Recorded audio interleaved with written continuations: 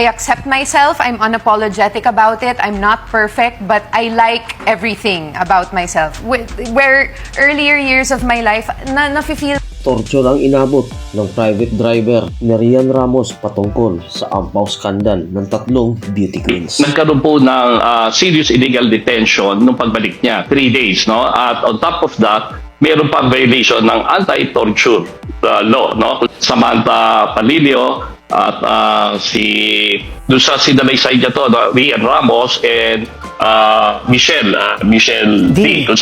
Malupit na skandal ng tatlong napakagandang mukha, kapalit ng napakalaking halaga. Dito nabubulgar ang lahat.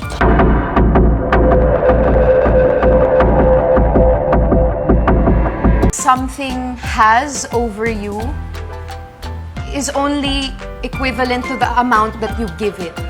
Michelle D, Rian Ramos at Samantha, napakaamo at napakagandang mukha, tuluyan ang haharap sa NBI sa kasong kinakaharap nito. Illegal detention at patorture sa kanilang private driver. Dahilan sa laman ng ampaw skandal ang malalaswang video.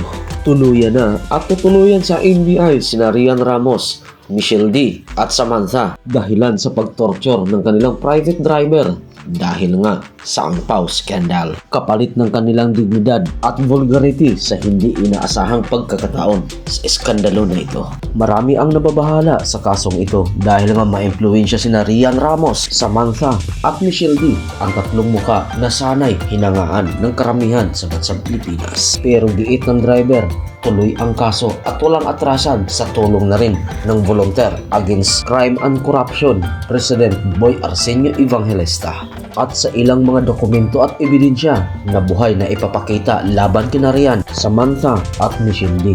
Na masiselang na materials, no?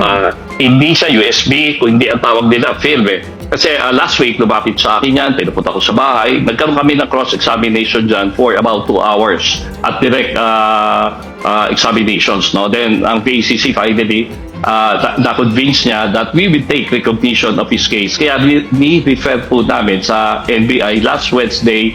Pero ayon naman sa kampo nila Rian, Michelle at Samantha, kumpiyansa sila na maipanalo or madismiss ang kasong ito. At ayon sa kampo nila Rian, ang reklamo ng driver ay pure fabrication lamang. At kumpiyansa sila na madismiss nga ito. At pahabol pa nga, ang laman umano ng ampaw ay nagkakahalaga lamang ng milyones. At ayon naman sa kampo din ng driver ay talagang tutuluyan ito at ilalantad at ilalabas ang katotohanan sa araw na iyon sa piskalya. Ito yung personal nila, no? Kasi they feel tampered na yung original na nahawak nung they feel allegedly tampered. So with this, para magkaroon ng comparison. At ayon naman sa kampo ni D, lahat yan ay puro lamang aligasyon at mismo ang driver ay magpapatunay kung anong katotohanan. Kaya naman dagdag ni Evangelista na usasahin ang kanilang bagong isinumiti para sa katotohanan. Sabi, film parang negative, pero pag inano mo sa ilaw, medyo malaswa. Whatever I am now, parang I love myself, I support myself. Thanks for tuning in. See you for more updates.